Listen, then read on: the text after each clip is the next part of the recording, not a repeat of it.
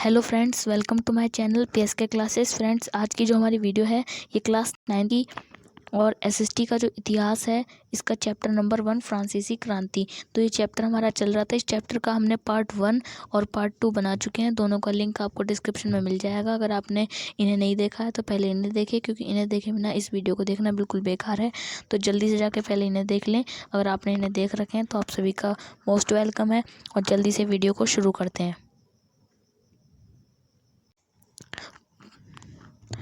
तो हमने पार्ट 1 में और पार्ट 2 में टोटली हमने ये सारे पेजेस पढ़ लिए थे और ये भी हमने पढ़ लिया था। तो यहाँ पर हमारा शुरू होता है पार्ट नंबर 3। तो पार्ट नंबर 3 में बताया गया है कि फ्रांस संवैधानिक राजतंत्र बन गया। तो फ्रांस संवैधानिक राजतंत्र कैसे बना? नेशनल असेंबली ने सन 1791 में संविधान का प्रारूप पूरा किया। तो नेशनल असेंबली जो थी, जो कि तृतीय स्टेट से मिलकर बनी थी, तो इसने संविधान का प्रारूप यानी संविधान को कंप्लीट कर लिया।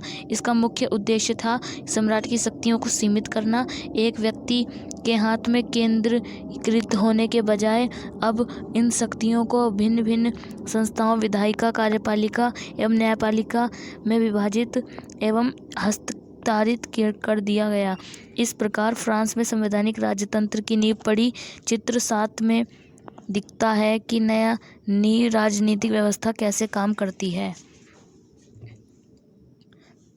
तो इसमें आपको बताया गया कि जो मैंने आपको पहले भी पार्ट 2 में बताया था कि नेशनल असेंबली कैसे बनी। तो नेशनल असेंबली ने संविधान का भी प्रारूप कर लिया और इसमें सन 1791 इसमें जो संविधान बना, तो इसका जो मुख्य उद्देश्य था ये था कि सम्राट की जो शक्तियाँ ना बिल्कुल लिमिटेड है और जितने भी जो विभाजित है, जो शक्ति होती है ना संविधान, तो जो शक्ति मेन पावर होती है ना वो 3 पावर में डिवाइडेड होती है, विधायिका, कार्यपालिका और न्यायपालिका। तो ये 3 चीज़ें बहुत इंपॉर्टेंट हैं। अब जल्दी से चित्र को भी देख लेते हैं। तो ये हमारा चित्र कुछ इस तरीके से है, इसे देख लेते हैं। न्यायपालिका, कार्यपालिका और विधायिका। तो इसमें बताया गया कि न्यायपालिका यानी न्यायाधीश, वोट, सक्रिय नागरिक, मताधिकार प्राप्त लोग, 2.8 करोड़ की जनसंख्या में लगभग 40 लाख लोग, और निष्क्रिय नागरिक में आ जाएगा मताधिकार प्राप्त नहीं, लगभग 30 लाख पुरुषों, महिलाओं और बच्चों और 25 वर्ष से कम उम्र वाले व्यक्तियों को मताधिकार प्राप्त नहीं था। देखिए, इसमें भी थोड़ा भेदभाव था। जो स्त्रियां थीं उन्हें वोट डालने का अधिकार नहीं था और 25 वर्ष से कम लोगों को। ओके। और जो न्यायपालिका यानी कार्यपालिका है, कार्यपालिका में दिया गया है कि जो संविधान है, ओके, तो नेशनल असेंबली का जो नियंत्रण होगा वो सम्राट पे होगा और नेशनल असेंबली संविधान निषेध, जो मतलब सम्राट है वो इसे निषेध कर सकता है। ओके। और इसमें दिया गया है कि जो वोट है, निर्वाचित 50,000 पुरुष और नेशनल असेंबली, उसके बाद नियंत्रण। समझ रहे हो ना कि वोट किया जाएगा न्यायाधीश, जो मतलब एक चीज़ समझिए कि जो वोट की जाएगी, ओके, उसमें जो लोग निर्वाचित किए जाएंगे, उसके बाद यहाँ पर नेशनल असेंबली में जो भी सदस्य यानी जो क्या कहते हैं उसे कैंडिडेट्स होंगे, ओके, प्रतिनिधि, तो वो उनके हिसाब से नियंत्रण और ये निर्णय लिया जाएगा कि सम्राट कौन बनेगा। उसी प्रकार से तो ये विधायिका में आ जाता है, ये कार्यपालिका में आ जाता है और ये न्यायपालिका में आ जाता है। आपको अच्छे से समझ आ गया होगा। मैं एक बार और रिपीट कर देता हूँ कि न्यायपालिका जो वोट डालेंगे उसमें सक्रिय लोग आएंगे जो जिनकी उम्र है 25 साल से ज़्यादा और ओनली पुरुष। ओके। उसके बाद आएगा निर्वाचित पुरुष, जो निर्वाचित लोग होंगे जिन्होंने वोट डाला है और जिनको डाला है, यानी जो कैंडिडेट्स होंगे उनके हिसाब से विधायिका ये काम करेगी और कार्यपालिका ये काम और न्यायपालिका ये। समझ रहे हो ना? तो न्यायपालिका सबसे अलग है। न्यायपालिका काम है जो कोर्ट होती हैं, अदालतें, उन चीज़ों का। ओके। तो यहाँ पर आपका ये जब इतना कंप्लीट हो गया, इसे ही पढ़ लेते हैं।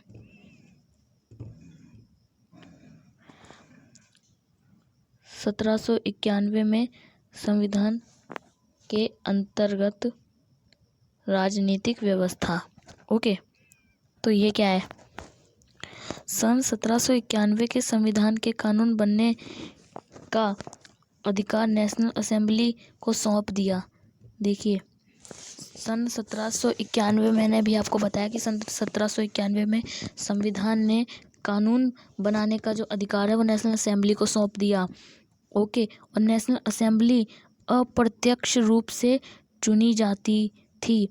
सर्वप्रथम नागरिक एक निर्वाचित समूह का चुनाव करते थे जो पुनः असेंबली के सदस्यों को चुनते थे। सभी नागरिकों को मतदान का अधिकार नहीं था। देखिए यहाँ पर इस तरीके का भेदभाव था कि सभी नागरिकों को मतदान का अधिकार नहीं था। जो सक्रिय लोग थे, क्या सक्रिय, यानी यहाँ पर लिख सकते हैं इसे एक्टिव, तो एक्टिव लोगों को ही इस चीज़ का अधिकार था। और जो वुमेन थी,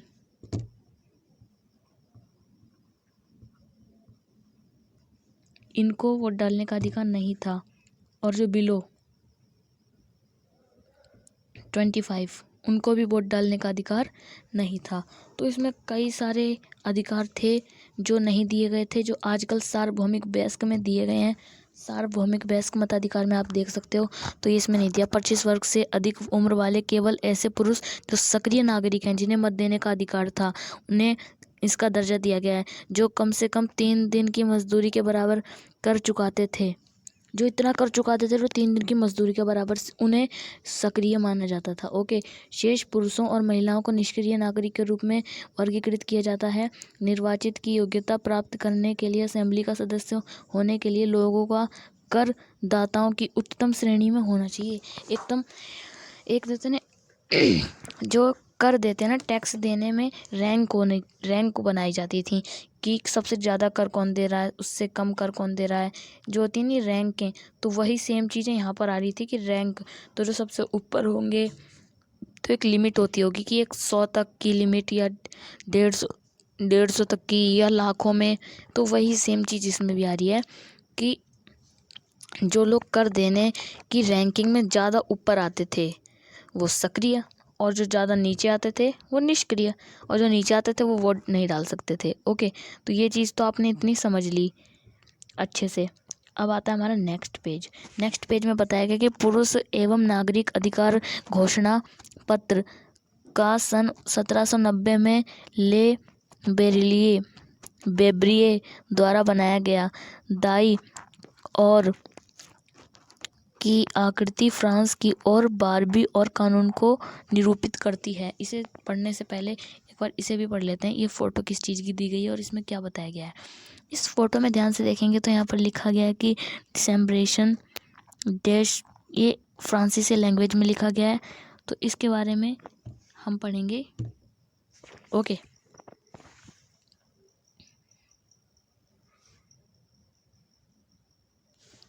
संविधान पुरुष एवं नागरिक अधिकार घोषणा पत्र के साथ शुरू हुआ था। जो संविधान था पुरुष एवं नागरिक अधिकार का जो घोषणा पत्र उसके साथ शुरू हुआ था। जीवन के अधिकार, अभिव्यक्ति की स्वतंत्रता के अधिकार और कानूनी बराबरी के अधिकार को नैसर्गिक एवं अहरणीय अधिकार के रूप में स्थापित किया गया। समझिए यहाँ पर जो जीवन के अधिकार, जीवन जीने के अधिकार अपनी मर्जी से, और अभिव्यक्ति अपने बारे में या देश के बारे में कोई सलाह देने, अपने मन की बात करने के अधिकार। उसके बाद स्वतंत्रता, फुल फ्रीडम। ओके, तो ये जो 2 चीज़ों के अधिकार थे, 3 चीज़ों के, और अधिकार और कानूनी बराबरी, मतलब अगर किसी ने गलती की है तो उसे सज़ा मिलेगी। ये नहीं कि इसने गलती की है, इससे ने गलती की, दोनों ने बराबर गलती की तो दोनों को बराबर सज़ा मिलेगी। ये नहीं कि इसने कम गलती की है, इसने ज़्यादा गलती की तो भी दोनों को बराबर सज़ा मिले, ऐसा कुछ नहीं है। ऐसा नियम बदल दिया गया है। और ये जो नियम है वो क्या है, अहरणीय। हरण का मतलब होता है चुराए। ये नियम बिल्कुल चुराए नहीं जा सकते। ओके, इन अधिकारों को छीना नहीं जा सकता। राज्य का ये कर्तव्य माना गया है कि वह प्रत्येक नागरिक के नैसर्गिक अधिकारों की रक्षा करे। उनकी रक्षा करना है, अधिकार जो उन्हें मिले उन्हें संभाल के रखना है। जैसे अगर किसी के साथ स्वतंत्र नहीं है, उसके साथ शोषण हो रहा है, तो उसका कर्तव्य करना भी इसी शासक का काम है। ओके, तो ये पत्र है। क्रांतिकारी पत्रकार ज्वापाल मरा ओके, तो इसका मतलब जीन पॉल मेरेट ने अपने अखबार लामी द पप्ल में नेशनल असेंबली द्वारा तैयार किए गए संविधान पर टिप्पणी की थी कि जनता प्रतिनिधि का कार्यभार अमीरों पर सौंप दिया गया है। जनता के प्रतिनिधि का कार्यभार अमीरों पर सौंप दिया गया है। गरीबों और शोषितों की दशा केवल शांतिपूर्ण तरीकों से कभी नहीं सुधर सकती।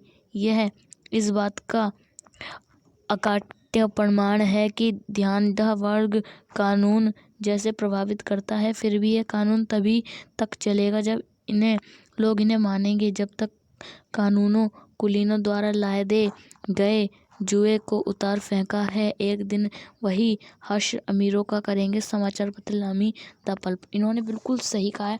इन्होंने ये कहा है कि जैसे अभी तुमने पहले क्या नियम था, अभी हमने पहले बताया था कि नियम था तृतीय स्टेट ओके और द्वितीय स्टेट वालों को कर नहीं देना था। तृतीय स्टेट में जो अमीर थे गरीब थे दोनों कर देना था। तो अमीर तो इजीली दे लेते थे, लेकिन जो गरीब थे उन पे बेचारों पे बहुत मेहनत पड़ जाती थी और उनके पास खेती कम होने के कारण फ्री में मजदूरी भी करनी पड़ती थी। ओके, तो यहाँ पर आप समझ रहे हो। और दूसरी बात, जब संविधान बना तब भी वही है कि उन्हें वोटिंग का अधिकार उनसे छीन लिया गया।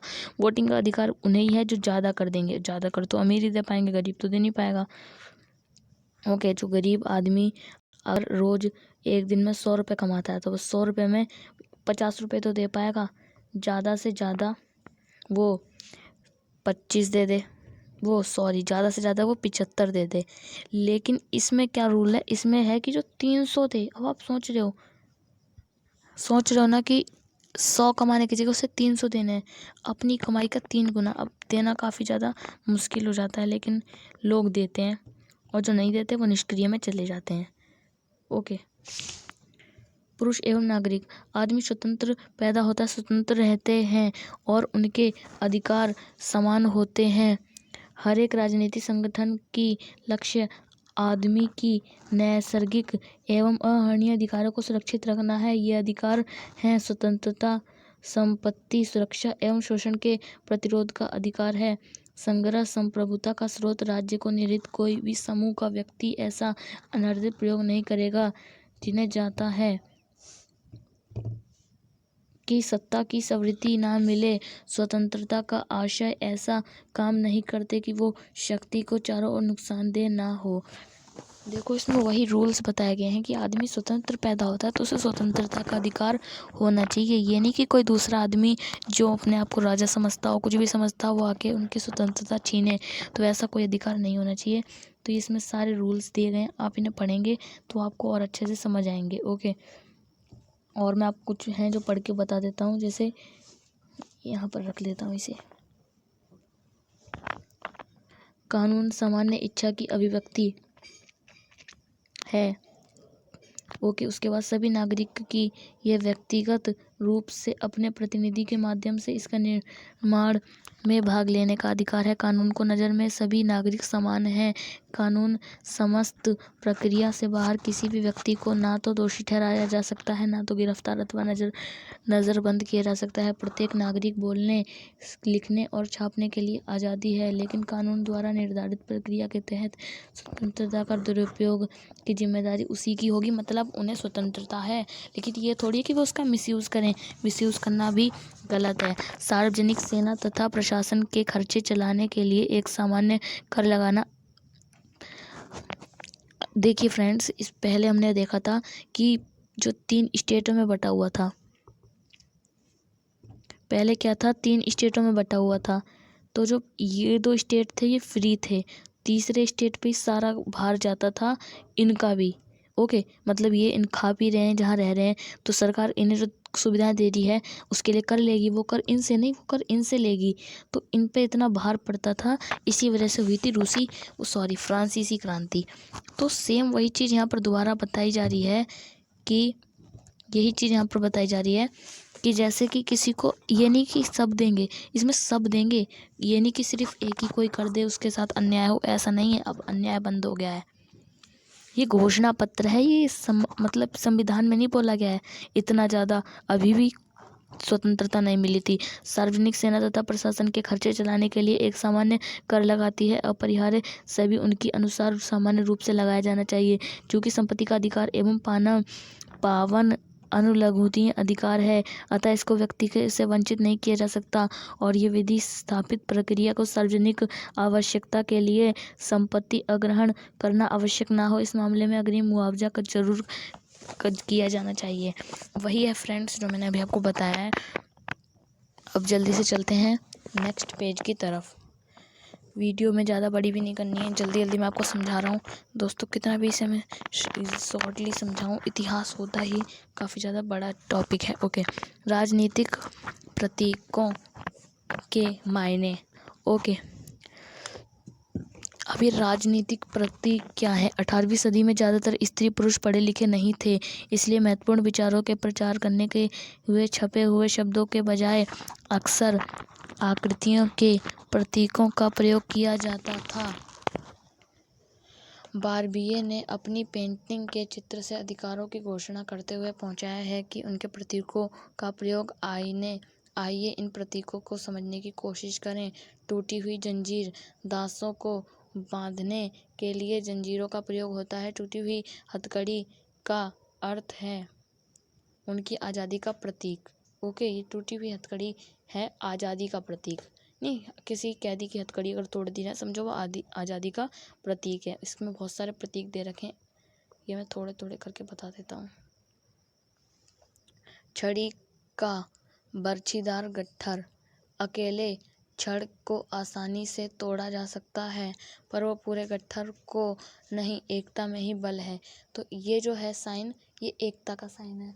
ओके, तो इससे अनपढ़ जो लोग हैं जो पढ़ नहीं सकते उनसे इससे साफ उन्हें दिख रहा है कि एकता का प्रतीक है। किसका? एकता। ओके, उसके बाद लिखा त्रिभुज के अंदर रोशनी बिखेरती आँख। अभी त्रिभुज के अंदर रोशनी बिखेरती आँख क्या है? सर्वदर्शी आँख ज्ञान का प्रतीक है। सूर्य की किरणें अज्ञान रूपी अंधेरे को मिटा देंगी। ओके, तो ये भी इसमें प्रतीक आ गया है। ओके, राजदंड। तो यहाँ पर जो राजदंड आपको दिख रहा है ना, ये शाही सत्ता का प्रतीक है। किसका? शाही सत्ता का। और अपनी पूंछ मुंह में लिए सांप सनातन का प्रतीक है। और अंगूठी का कोई छोर और छोर नहीं होता, ये अंगूठी का भी प्रतीक है। अंगूठी का कोई, देखिए आपने छोर देखा है? देखिए नहीं हो रहा ना। जैसे इसका ये और है, ये छोर है, या फिर ये छोर है, ये और है, लेकिन इसका नहीं है। तो वही सेम चीज़ यहाँ पर इसमें बताई गई है। उसके बाद ये क्या हो गया? उसके बाद और भी प्रतीक हैं।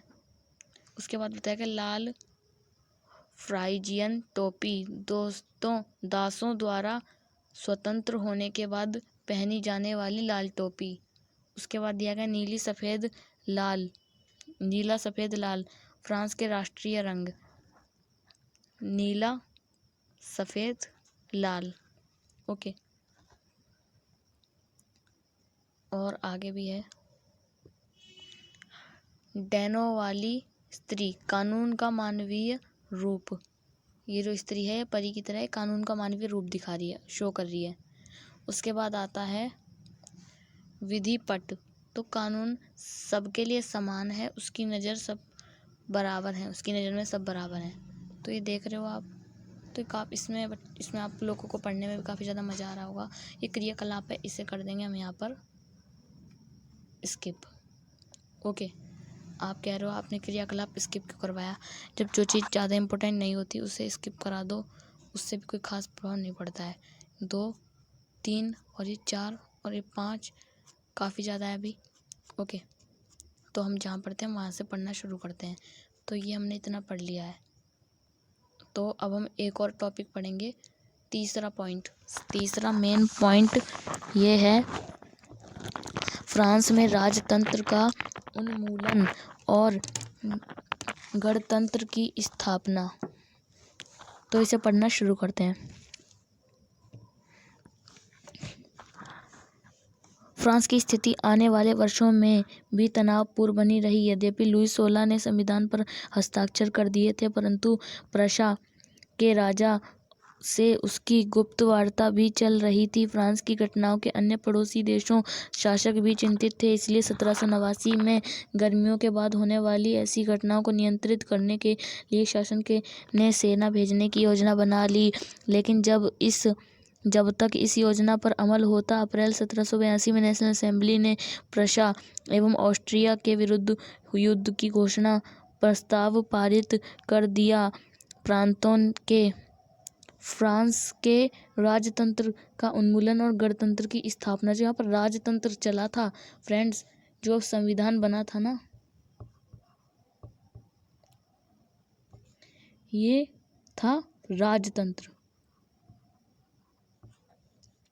अभी डेमोक्रेसी नहीं चली थी, समझ रहे हो? तो वही सेम चीज़ इसमें बताई गई है, तो इस चीज़ का आपको भी ध्यान रखना है। तो उसके विरुद्ध, उसी के लिए यहाँ पर दोबारा एक युद्ध टाइप का सेना में भर्ती होने के लिए जमा होने लगे। उन्होंने इस युद्ध को यूरोपीय राजाओं एवं कुलीनों के विरुद्ध जनता के जंग के रूप में लिया। उनके होठों पर देशभक्ति के जो तराने थे, उनमें कवि रॉजेट दी लाइल द्वारा रचित मार्शिले भी था। यह गीत पहली बार मार्शलेस के स्वयंसेवकों में पेरिस की ओर कूच करते हुए गाया था, इसलिए इस गाने का नाम मार्शिले हो गया और अब ये फ्रांस का राष्ट्रगान है। इतने में हमने क्या सीखा? इस पूरे पैराग्राफ में हमने ये सीखा कि लुई 16वां के मरने के बाद भी या उसके राजगद्दी से हटने के बाद भी जो माहौल था वो भी खराब रहा। 1789 में गर्मियों के बाद जो घटनाएं देखने को आई, उन्हें संभालना बिल्कुल मुश्किल और असंभव था। 1792 में काफ़ी ज़्यादा युद्ध के तनाव माहौल बढ़ गए थे, क्योंकि राजतंत्र को हटाना और लोकतंत्र की एंट्री करना, यही इसमें बताया गया है। तो यहाँ पर मार्शिले, एक नया पॉइंट आता है। जो मार्शिले है ये फ्रांस का राष्ट्रगान है। Okay, national anthem of France. इतना है, इसे ही पढ़ते हैं। क्रांतिकारी युद्धों से जनता को भारी क्षति और आर्थिक कठिनाइयाँ झेलनी पड़ी। पुरुषों ने मोर्चे पर चले जाने के बाद घर परिवार की रोजी रोटी जिम्मेदारी औरतों के कंधे पर आ पड़ी। देश की आबादी के एक बड़े हिस्से को ऐसा लगता था कि क्रांति में सिलसिले में आगे बढ़ने की जरूरत है, क्योंकि 1791 के संविधान में सिर्फ अमीरों को ही राजनीतिक अधिकार प्राप्त हुए थे। लोग राजनीतिक क्लबों में अड्डे जमा कर सरकारी नीतियों और अपनी कार्य योजना पर बहसें करते थे। इनमें से जैकोबिन क्लब सबसे सफल था, जिसका नाम पेरिस के भूतपूर्व कॉन्वेंट ऑफ सेंट जैकब के नाम पर पड़ा, जो अब इस राजनीतिक समूह का अड्डा बन गया। इस पूरी अवधि में महिलाएं भी सक्रिय थीं, उन्होंने भी अपने क्लब बना लिए थे। इस अध्याय के खंड 4 में आप उनकी गतिविधियों एवं मांगों के बारे में और जानोगे। जैकोबिन क्लब के सदस्य मुख्यतः समाज के कम समृद्ध हिस्से से आते थे। इनमें से छोटे दुकानदार, कारीगर और जूता बनाने वाले, पेस्ट्री बनाने वाले, गाड़ी साज, छपाई और इन वाले नौकरी दिहाड़ी मजदूर शामिल थे। उनका नेता मैक्समिलियन रॉबेस्पियर था। जैकोबिन के एक बड़े वर्ग ने गोदी कामगारों की तरह धारीदार लंबी पतलून पहनने का निर्णय लिया। ऐसा उन्होंने समाज में फैशन परस्पर वर्ग, खासतौर को घुटने तक पहने जाने वाले ब्रीचेस, घुटना पहले वाले कुलीन वर्ग के खुद को अलग करने के लिए किया। दोस्तों, इस पैराग्राफ में काफ़ी ज़्यादा इम्पोर्टेंट बात आपको बताई गई है। एक इम्पोर्टेंट बात तो ये बताई गई है कि जो इसमें जो युद्ध के लिए और इसमें जो मोर्चे के लिए पुरुष तैयार गए थे, लेकिन जो परिवार को संभालने का सारा काम किस पे हुआ था? वुमेन पे हुआ था। ओके, और भी कई सारी जो प्रॉब्लम्स आई थी वो भी आप यहाँ पर देख रहे हो कि जो कॉन्वेंट यानी जो मैक्समिलियन रॉबेस्पियर था, ये इनका सबसे ज़्यादा सपोर्ट कर रहा था, और इनके जो क्लब बने हुए थे उसमें भी। तो जितने भी जो गरीब लोग थे, क्या कहते हैं उसे, जो तृतीय स्टेट के जो गरीब लोग आते हैं, जैसे जूता बनाने वाले, पेस्ट्री बनाने वाले, मजदूर, कारीगर, गरीब लोग, समझ रहे हो ना, किसान, तो वो लोग इस ग्रुप में शामिल थे। ओके, उसके बाद यहाँ पर बताया गया और भी है। घुटने तक। और ये जो ये पहनते थे ना, ये फैशन परस्पर घुटना, ये इसलिए पहनते थे जिससे ये ब्रीचेस इसलिए पहनते थे जिससे कुलीनों से अलग दिखे। पहनने वाले कुलीनों को खुद से अलग दिखाने के लिए किया। ये ब्रीचेस पहनने वाले कुलीनों की सत्ता समाप्ति का ऐलान उनका प्रतीक था। ओके, यहाँ पर देख रहे हो ना, ये जो थे, इन पर आप ध्यान देना। तो ये वही सेम चीज़ है। नए शब्द, कॉन्वेंट, धार्मिक जीवन को समर्पित समूह की इमारत। धार्मिक जीवन को समूह की इमारत, जो धार्मिक जीवन था उसे जीने की समूह की, जो नहीं कहते नींव डालना, इमारत बनना, वो जो भी बन जाए तो सेम वही चीज़ कॉन्वेंट है। ओके, ये बेसिक वर्ड है। चित्र को देखिए। चित्र को देख के आपको कुछ समझ नहीं आ रहा होगा, लेकिन जब आपने यहाँ पर ये लाल टोपी देख ली तो आपको समझ आ गया। लेकिन इससे भी ज़्यादा अच्छे से समझ आपको तब आएगा जब आप इसे पढ़ोगे। तो पढ़ना शुरू करते हैं। इसलिए जैकोबिन को सौकुलात के नाम से जाना गया, जिसका शाब्दिक अर्थ है बिना घुटने वाले। सौकुलात पुरुष लाल रंग की टोपी भी पहनते थे, जो स्वतंत्रता का प्रतीक था, लेकिन महिलाओं को ऐसा करते हुए अनुमति नहीं थी। सन 1992 में गर्मियों में जैकोबिन ने खाद्य पदार्थों में महंगाई एवं अभावों से नाराज परिवारिक को लेकर एक विशाल हिंसक विद्रोह की योजना बनाई। 10 अगस्त की सुबह उन्होंने ट्यूलेरिया के महल पर धावा बोल दिया, राजा के रक्षकों को मार डाला और खुद राजा को कई घंटों तक बंधक बनाए रखा। बाद में असेंबली ने शाही परिवार को जेल में डाल देने का प्रस्ताव पारित किया। नए चुनाव कराए गए। 21 वर्ष से अधिक उम्र वाले सभी पुरुष, चाहे उनके पास संपत्ति हो या ना हो, कोई भी मताधिकार दे दिया गया। ओके, समझ रहे हो? पहले था 25 और एक्टिव, अब है 21 और ऑल। तो जो अमीर थे पहले, अमीर वोट डाल सकते थे 25 साल से उम्रदार, अब है 21 साल। 21 साल या 21 साल से ज़्यादा जो भी हैं, कोई भी हैं, अमीर हो गरीब हो, किसी भी जाति से हो, किसी भी स्टेट से हो, किसी भी वर्ग से हो, सब वोट डाल सकते हैं। ओके, नवनिर्वाचित असेंबली को कन्वेस्ट का नाम दिया गया। ओके, 21 दिसंबर, कन्वेस्ट का मतलब मैंने आपको बता दिया, कन्वेंट वही इसी में से वर्ड निकला है। 21 दिसंबर 1792 में इन राज्यतंत्र का अंत कर दिया गया और फ्रांस एक गणतंत्र घोषित किया गया। फ्रांस गणतंत्र कब घोषित किया गया? 1792 में। ये डेट आपको याद रखना है। जैसा कि आप जानते हो कि गणतंत्र सरकार वह रूप है जहाँ सरकार एवं उसकी प्रमुख चुनाव करती है।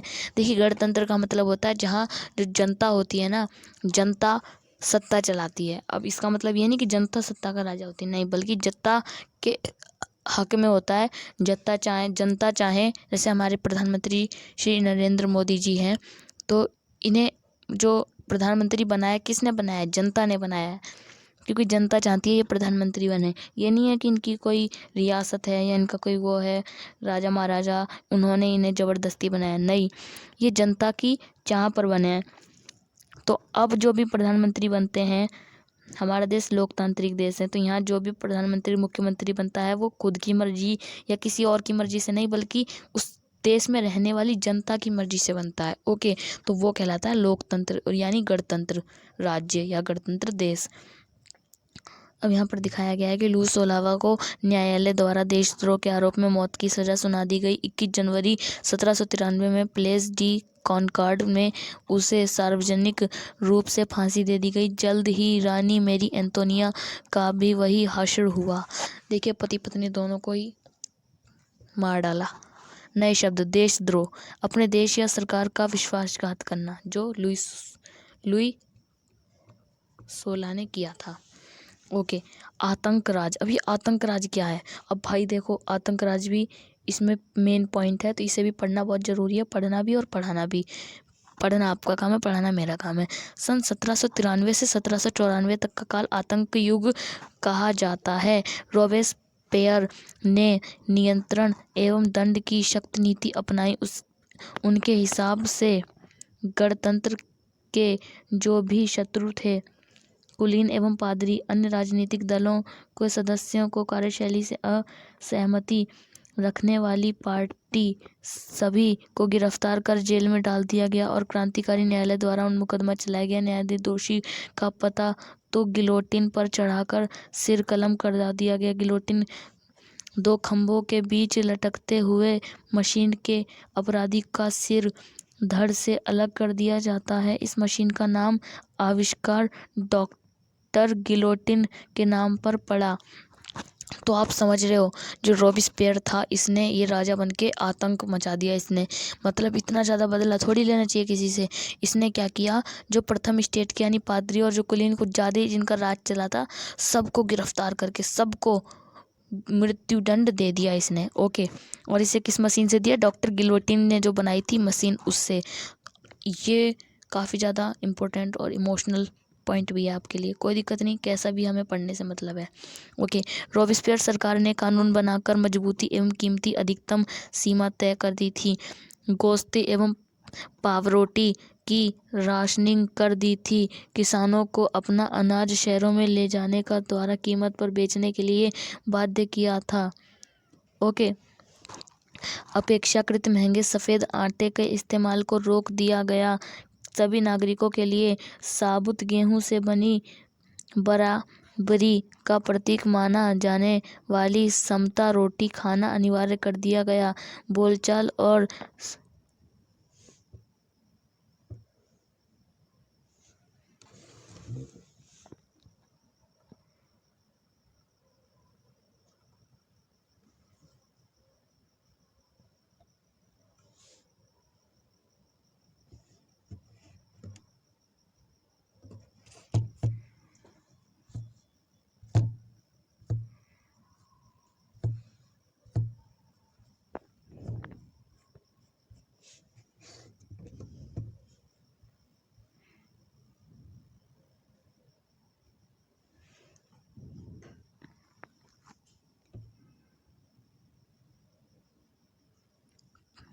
तो यहाँ पर दिख रहा है कि बोल चाल और संबोधन में बराबरी का आचार व्यवहार लागू करने की कोशिश की गई। परंपरागत मानयूस यानी मदाम के स्थान पर अब सभी फ्रांसीसी पुरुष एवं महिलाएं को एवं सनियों को नाम संबोधित किया जाने लगा। चर्चों को बंद कर दिया गया और उनके भवनों को बेरक या दफ्तर बना दिया गया। भाई इसने, जो रॉबेस्पियर था, इसने भाई कुछ ज़्यादा ही नियम सख्त कर दिए।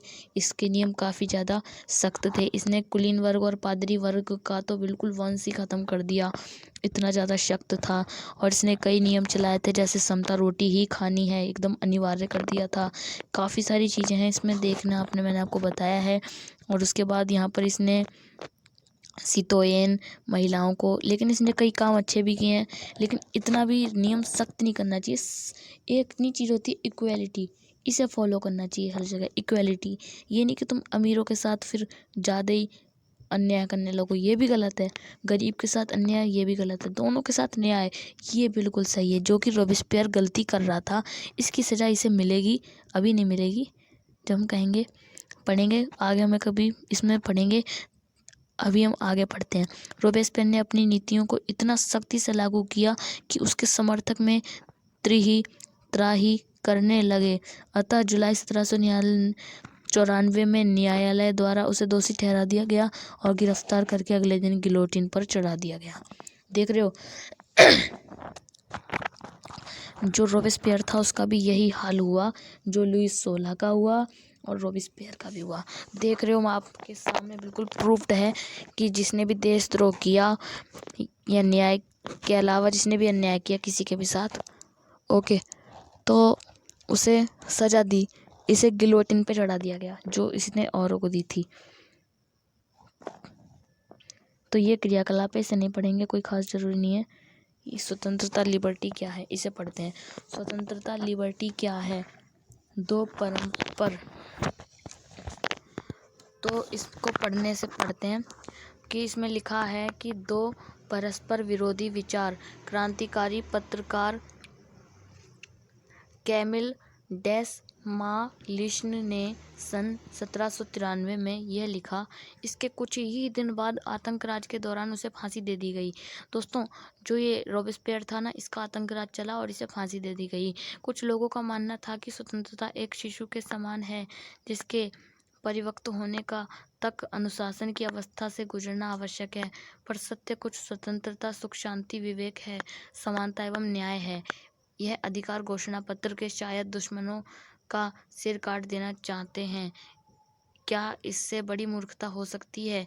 क्या किसी एक व्यक्ति को दसियों सगे संबंधियों को दुश्मन बना बिना फांसी के तख्ते तक लाना संभव है? 7 फरवरी 1794 में रॉबेस्पियर ने कॉन्वेस्ट में भाषण दिया, जो ल मोनितेर यूनिवर्स अखबार में छपा। उसी भाषण का एक अंश लोकतंत्र को स्थापित और सुदृढ़ करने वाला संविधान समाप्त है। शांतिपूर्ण शासन के लिए हमें सबसे पहले अत्याचारी निरंकुश के विरुद्ध स्वतंत्रता की लड़ाई अंतिम परिणति तक पहुंचाना होगा। तो इसमें साफ बताया गया है कि एक होता है कि न्याय करना, एक होता है अहिंसा। तो हमें अहिंसा भी नहीं करनी है किसी के साथ, जैसा रॉबेस्पियर गलती कर बैठा। ओके, गणतंत्र के घरेलू एवं बाहरी दुश्मनी का विनाश करना आवश्यक है, अन्यथा हम खुद नष्ट हो जाएंगे। क्रांति के दौरान लोकतांत्रिक सरकार आतंक का सहारा ले सकती है। ओके, जो लोकतांत्रिक सरकार है ना, वो आतंक का सहारा ले सकती है। कठोर तुरंता,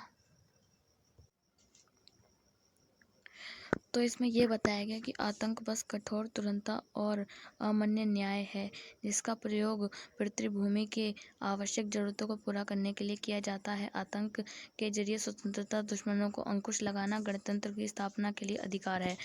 मतलब तब अगर हमने अहिंसा का प्रयोग किया वो सही था, लेकिन जब लोकतांत्रिक सरकार लागू हो गई थी उसके बाद आपने हिंसा का प्रयोग किया, तो ये बिल्कुल गलत है और ये गलती रॉबेस्पियर ने करी, जिसकी सजा उसे मिली मृत्युदंड। ओके, तो इसमें यही बताया गया है कि रॉबेस्पियर को ये गलती नहीं करनी चाहिए, बल्कि उन्हें एक चेतावनी भी देनी चाहिए कि अब से इस राज्य में अन्याय नहीं होगा, सबको बराबर कर देना है। लेकिन उन्होंने जो फांसी देकर सबसे बड़ी गलती की थी। ओके, तो इस पेज में यही है।